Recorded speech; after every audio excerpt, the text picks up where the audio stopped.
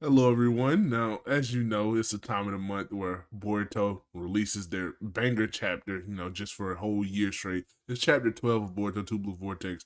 I am joined here today with a very special guest. He's been on the channel a couple times. You know him. Fellow Boruto YouTuber, Nye. Say what's up. Yes, yes, yes. What's up, boys? Yeah, so we have an absolute banger chapter on our hands this month. Right. I read leaks. I wasn't gonna post leaks because there was kind of some things that weren't quite in context, so I couldn't really make a video on it.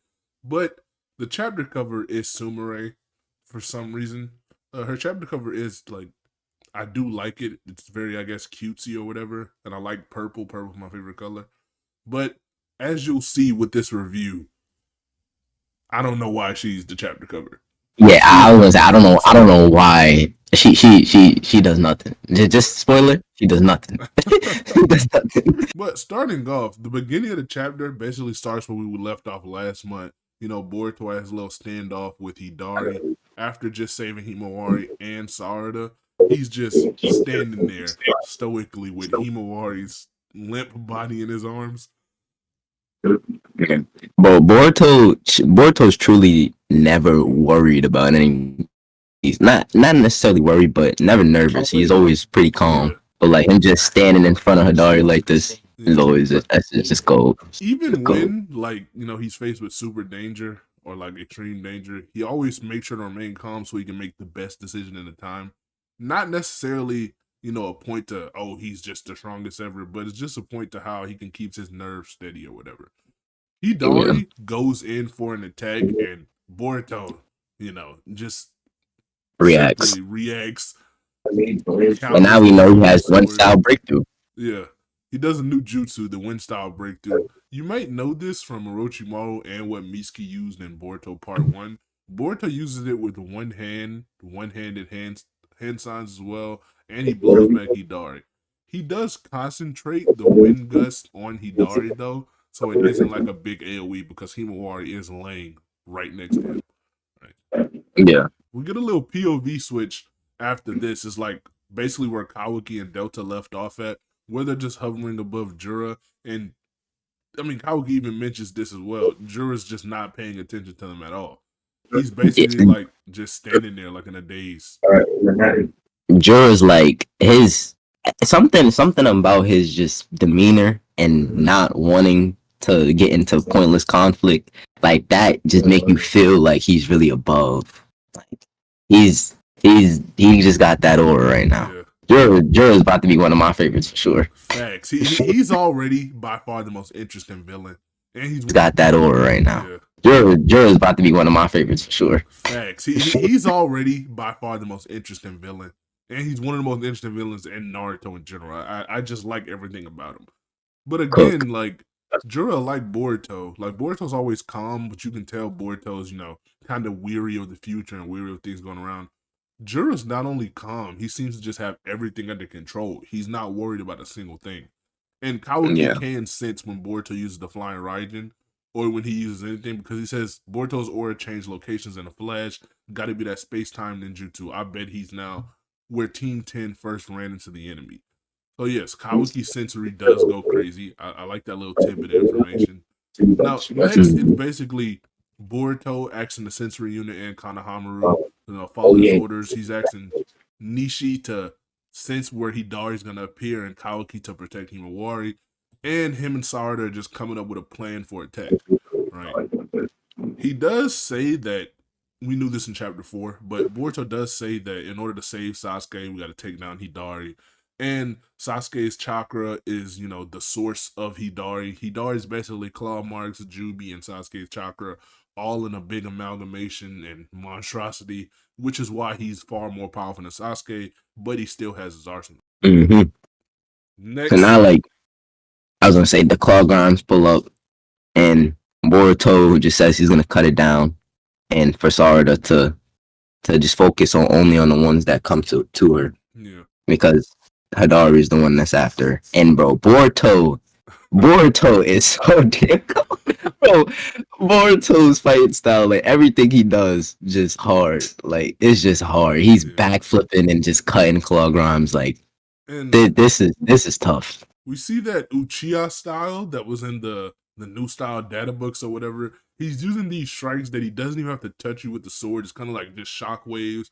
He's flipping all around them, cutting off their heads, cutting up their bodies. And then even Sarada, one comes up to her, she reacts in base and kicks it. But surprise, surprise, Hidari is just masterful with the claw marks. He comes out and grabs her leg and tries to absorb her. Boruto, this is just crazy, right? This is kind of a throwback to Naruto, right? And a throwback to Minato. Boruto throws a kunai on the claw grime, teleports there with his flying Raijin, summons a Rasengan, and destroys Hidari's shoulder. All in just one insane sequence. I love the paneling in this moment. Cook. I was just gonna say the paneling in this moment is great, and like how like Ikimoto will slow it down, like in the panel where you see him teleporting, and then you see like their face on the left, and then you see the Rasengan. Like, yeah, that shit is hard. This chapter was generational with the paneling and art, bro.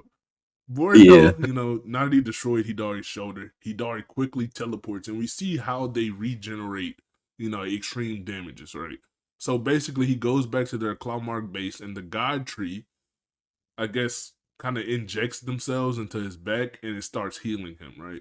So he does that, which takes like a second, right? He does almost instantly.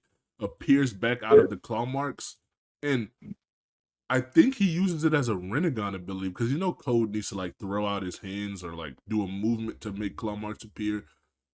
It puts emphasis on Hidari's Rinnegan and it summons a bunch of claw marks just everywhere. And Boruto basically responds to Sarada's plan and Boruto, I'm gonna launch him up in the sky, and you're gonna hit him with another Rasengan. Boruto says, nope, I can't, I'm not gonna do that. I'll hit him with a Rasengan Uzuhiko at max output to try to kill him in one blow. Right, and he goes on to explain the Rasengan Uzumaki, basically what the data book said, you know, yada yada about the centrifugal forces and planets' rotations. But he does also say that I was gonna say we do get a little bit extra. Yeah, that the Uzumiko's power is limitless. Yeah, and in the next page, go ahead. Yeah, he basically says there's just no limit to the Uzumiko's power, and absolutely, yeah.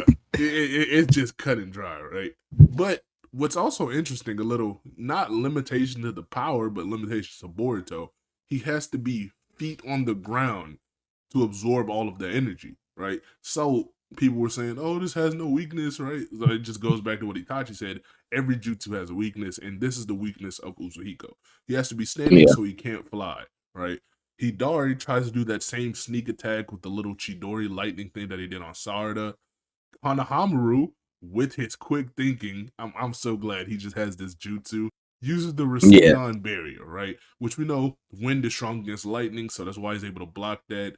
And it's just a defensive jutsu, right? So even though he can't compete with Hidari in power and can't really keep up with Sarada and Boruto, he still has hacks-like abilities to kind of defend against himself and defend against Hidari. But yeah, I like that he has that little barrier technique now, like him kind of being a shield for this. I think I heard somebody say, it might have been Naruto explain, but like the way that they was in this fight, or the way that Konohamaru, Sarada, and Boruto played their role in this fight was like Konohamaru was the shield, Sarada was the short sword, and Boruto was the long sword. Like Boruto is the one that's like big damage and carrying most of the weight. Sarada is the one that's leading up to it, and then Konohamaru is obviously helping them stay out of harm's way, kind of thing. So it's like they did work in tandem.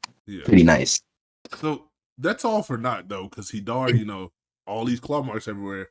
He does sneak attack Sarada again and grabs her with the tree arm, tries to pull her into the claw mark dimension, but Sarada showcases a new jutsu, something that people have been asking for, the Chidori Stream, right? If you didn't know, Sasuke had this at the beginning of Shippuden. It's one of my favorite Chidori variants. It's one of the only ones that can be used without the Sharingan, which she does in this chapter as well. She shocks Hidari, and it's not just shock to paralyze him. We see visible damage marks on Hidari. So this is actually damaging him. And she grabs him with her, I guess, monstrous strength, flips him over to Boruto, and we get a crazy perspective panel Boruto's like, to be honest, it still ain't perfect, but it's now or never. She said, Boruto, not yet. And he says, Rasengan Uzuhiko, and another great perspective plan. Another great The, perspective panel. Jesus the Christ. next panel? Oh my god. They not ready. They Oh not my ready, god. bro. They not ready. Peep game. We get some of the This craziest art and paneling I've ever seen, just to show the destructive capabilities and just the aura of the Rasengan Uzuhiko that completely decimates Hidari's body until he's just basically a head. this is that ass. Like, if not the best, is one of the best Yeah, this Rasengans in the is whole my favorite series. Rasengan sequence. Jesus, this is my favorite Rasengan sequence in the show. Right now, Yeah, I think I could agree. yeah, right when Boruto he didn't absorb enough chakra, right? So he doesn't completely one shot Hidari. Hidari's still like a head, so he's about to go to the claw grime dimension in order to regenerate again. Right before he makes it to his claw mark, it disappears. Now we know the only person who can do this is Kawaki. So as Hidari Mhm. is just laying there, almost expressionless because he's so battered and beaten, Kawaki puts his arm on him to lock him in place and says, "Hey, you look to be in pain. Let me erase your suffering," and just destroys the rest of Hidari's body. And Kawaki came in for the finish. yeah, in the craziest kill steal that I've ever seen, he did absolutely no work and came in and took all the credit. And not Himawari, and Kanahamaru says, "Nice work," and Sumire just says, "Kawaki." And Kawaki's just standing there. But for some reason, after Hidari's body like completely disintegrates, a heart with a Rinnegan seems to just propel from his body, and Boruto catches it. We learn from Yeah, Kasha and also Koji. my bad, but it also kind of just looks like the ashes from his body, I guess, is what's making up this thorn. So, like, if you look in the top right panel, it's like a lot of Ooh, ashes, and then it's like kind of building up, and it even has more sound effects. And then the one that's like yeah. right in the center, like sort of on the left, it's like a little bit of ashes, and then you can kind of tell it's kind of just being molded into that thing. Yeah, that is So, true. like, It seems to come together from all the debris of Hidari's body, almost. yeah, And we do learn the name of this thing from Kashin Koji. Now, we don't get confirmation on why he knows Shinju spawned this or why he knows that the Clawgon spawned this, but he just says, right, it's a Thorn Soul Bulb, right? So, Thorn Soul is the name, and Bulb is just because, it kind of in the shape of a light bulb. So, I'm going to just call it Thorn Soul, whatever. Um, Kashin Koji basically tells Boruto, right, yeah, this the key, I've confirmed it. It's the same as what I saw before. Kawaki tries to question Boruto again. He can't really do it because Boruto won't answer any of his questions, right? Boruto just threatens to cut off his arm, just like I guess he was gonna do if Kawaki tried to keep fighting him within chapter. What was that? Chapter 9 or 8? It was I chapter. It think was so. whatever chapter Boruto versus Kawaki in the time skip was, right? Yeah. But right after Boruto threatens Kawaki, something just rips straight through Boruto's chest, right? Almost beam like. Boruto and Kawaki can't react. Everyone reacts when Boruto's about to hit the ground, right? Blood spills from his mouth. Sarada's shocked. Sumire is shocked. Everyone's shocked, and Sarada just screams Boruto's name. But after everyone's done giving their reactions and Kawaki's like, "Oh, what the heck?" Delta report. Kanahamaru's like, "What the heck?" Sarada, Sumire, everyone's shot. We just see Jura standing above like a desert area, nowhere at all close to Konoha or the Land of Fire, right? There's no trees for miles. Yeah. It's almost like he's across the planet or something. He says Humph missed his vitals, right? So Jura just sniped Boruto from that far away almost instantaneously, right? And I know people are saying, right, this is off guards, whatever.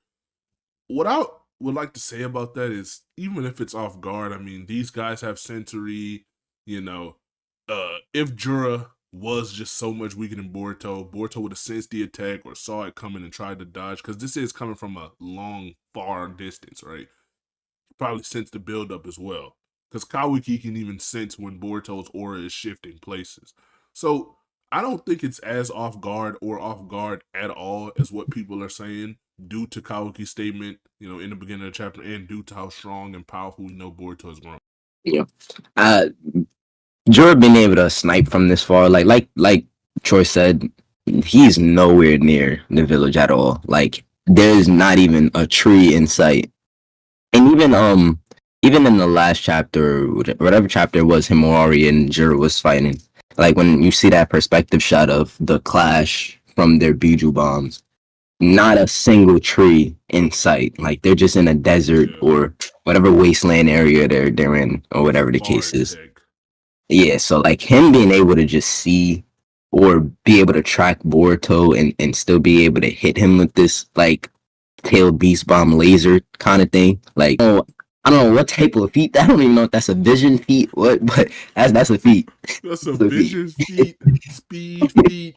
That's an everything feat, bro. Like it's just crazy.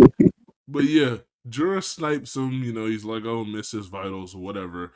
Sarada, seeing what just happened to Boruto, she's like, okay, let me just at least pick up the Thorn Soul, right? Since it's the key to saving Sasuke or whatever. He snipes her right in the arm as well. Snipes both of them, and then just calls the Thorn Soul to himself. It flies off.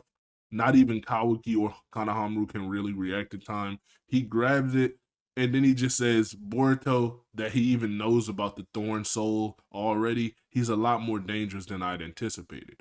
Very well, Kawaki alone should be enough as Otsutsuki fodder. Otsutsuki Boruto, I've decided that you need to die. And that is the end of the chapter, ending on such a menacing note. Yeah. Now, what I will say about this chapter, right, is I personally have it as my favorite Boruto chapter. In general, it used to be chapter 66. This is now my favorite chapter. I mean, the art, the paneling, the suspense, the stakes, everything was just crazy. This chapter truly had not a single flaw. Actually, I can't name any gripes with this chapter. Like, usually when I'm doing a chapter review or reading a Boruto chapter, I usually have a few things that I'm like, okay, this is kind of iffy. This can be done better. This chapter was perfect for what it is. I absolutely loved it. What about you? I think this chapter was great. Like we had pretty much everything. We had some dialogue that was pretty nice. We also found out like more lore, like the core of these Shinju or divine, whatever you want to call them, right? And then obviously an amazing fight between Boruto and Sarada versus Hidari, and with a little bit of help of Konohamaru as well. Like I think that was all just pretty tough, pretty hard. Kawaki questioning Boruto, usual stuff.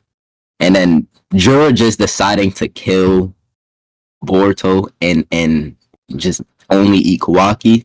Like that's pretty like, okay, Jura's starting to recognize Boruto. He's starting to really recognize him as one of those threats. Like he can't just play around with him.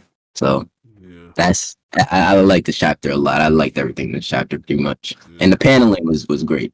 Paneling, the art style just keeps improving. So no complaints here either.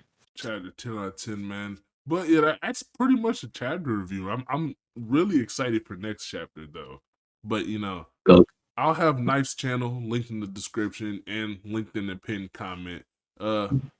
Videos are back. I know I took a while to come back, but things happen. I'm officially back though.